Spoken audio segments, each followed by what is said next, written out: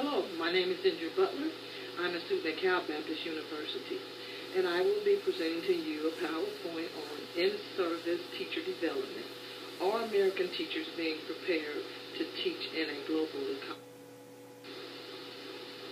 Professional development for educators. What is it? Professional development refers to the development of a person in his or her professional role. Much broader in scope than career development, professional or in-service development is defined as a growth that occurs through the professional cycle of a teacher. Why is professional development important? Benefits of professional development for teachers are that it impacts teachers' knowledge and practices. Teachers are more prepared, so they are confident.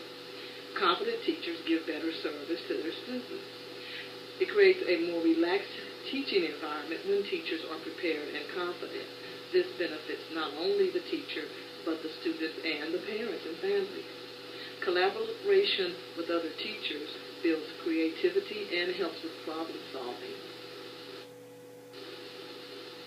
Professional development has effects also on students. In-service development is a direct link to student success. This is because as teachers climb the ladder of education, so do their students. It also affects the national assessment scores and causes them to be higher, as seen in other countries. It helps teachers prepare students for a global economy. Teachers also learn how to encourage students' creativity, critical thinking skills, and help teach children or students to have a global perspective. Teaching around the world. What we can learn from other different international school systems. If we look at Finland, Singapore, and Japan, they all have a universal higher, more productive teacher professional development program. What do these effective programs include? Well, effective professional development programs that we have researched and seen consist of extensive opportunity for unofficial and official in-service development. Teachers' work hours include time for collaboration and time for skill learning. United States teachers spend 80% work hours teaching, while European, Singapore, and Finland, their teachers spend only 60% of work time teaching. The other time is spent more for collaborating on content matters, problem solving, and other things that benefit the classroom and the students. Continuing professional teacher development through activities embedded into the content. Finland teachers are actively involved in content preparation. Teachers' decisions regarding curriculum and instructional practices supported by education system governments. Their opinions are welcome. They actually are the ones that conduct a lot of the conferences, the teachers do.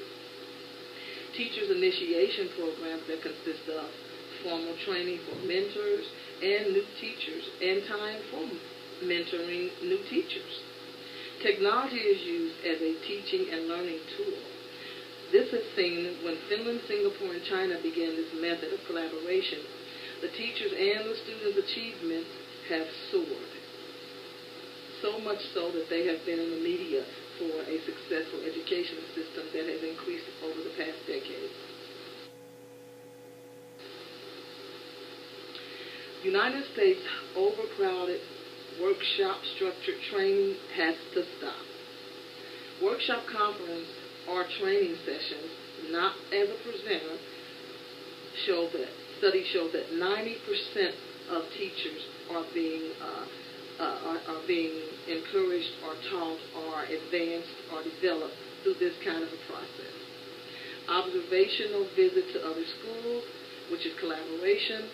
It was only 22% of the United States teachers that said this is how they had been involved in in-service training. More out-of-pocket college credit courses for more pay.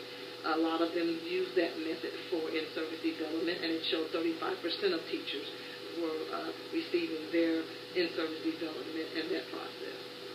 The presenters at the workshop or conferences or training sessions was only 25%, which means that the teachers themselves and the principals, only 25% of the ones that did the presenting at these type of crowded workshop conferences. In-service programs that allow teachers to participate and collaborate, solving problems while learning from each other, is the better way to go. Formal professional development is a part of this.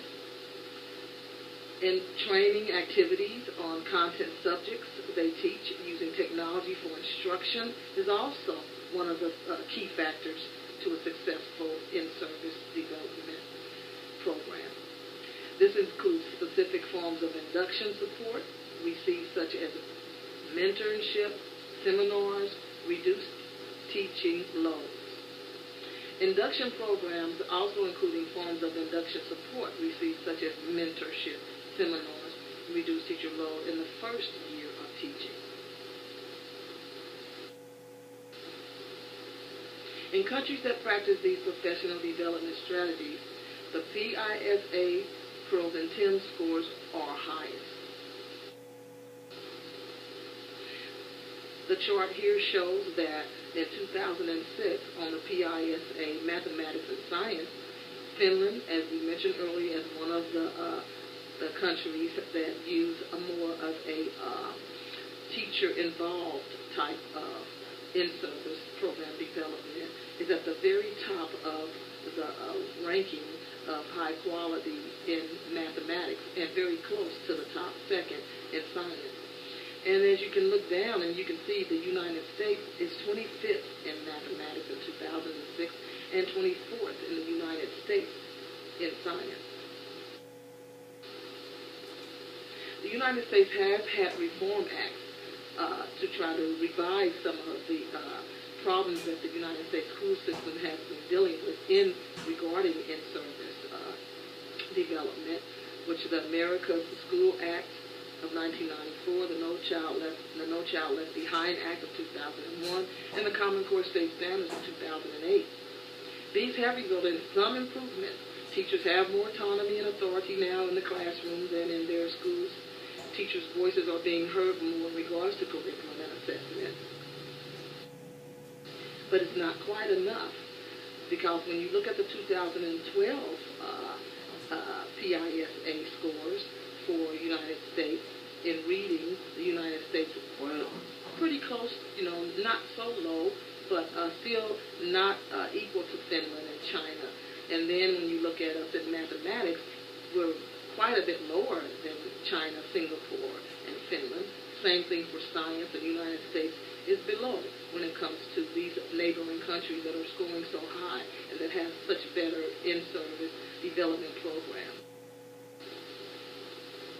The United States PIS ranking from 2009 to 2012 versus 2012. So we can look and see, has anything changed since the No Child Left Behind Act and the Common Core Standards of 2008? Are we improving very much over those last years? Well, if you look at math, the United States ranked at 32 in 2009. It decreased actually to 30 by 2012. If you look at reading, it was 17 in 2009. It did increase 3 points by 2012 in reading, but in reading we were already doing pretty well. In science, it stayed the same from 2009 to 2012.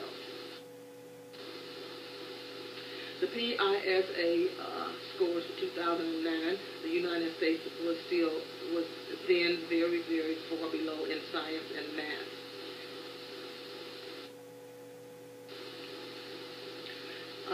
This chart shows the pearls for the grade reading in 2011, and it's the percentage at each proficiency benchmark, which would be advanced, high, intermediate, low, and did not meet benchmark. Well, the United States has some reason for applause. There was only 2% of students that did not reach benchmark, and then in low area, 12%, intermediate, 29, high, 38, advanced 17. The good thing is the United States did not fall very low below other countries in this area of reading, which is a reason for applause. But yet, when you look at Finland, Singapore, Hong Kong, we are still below those neighboring countries. that we are needing to prepare our students for to be able to compete in a global economy. In-service teacher educators is collaborating with math education research communities, because that is an area where the United States seems to struggle some. We need developing facilitation practice involving pre-service teacher educators, and building and communicating knowledge, which allows us to reach out for support and knowledge from neighboring countries that are more successful in testing than our country is. Children, they are benefiting, they will, and evidence-based practice, modeling effective teaching, and improving it all, overall improves student achievement. Teachers and principals need clarifying achievement expectations, changing beliefs and practices, and addressing gaps in content knowledge, which building professional communities is the bottom line, and that will cause the United States to become more competitive in the education system, or global education system, should I say. And once we do this, I believe that once we change our in-service teacher development programs to be more matching to those of neighboring countries that are scoring so high on the PROS and TIMS and the PISA, I believe we will see some improvements not only in our test scores, but in our student achievement.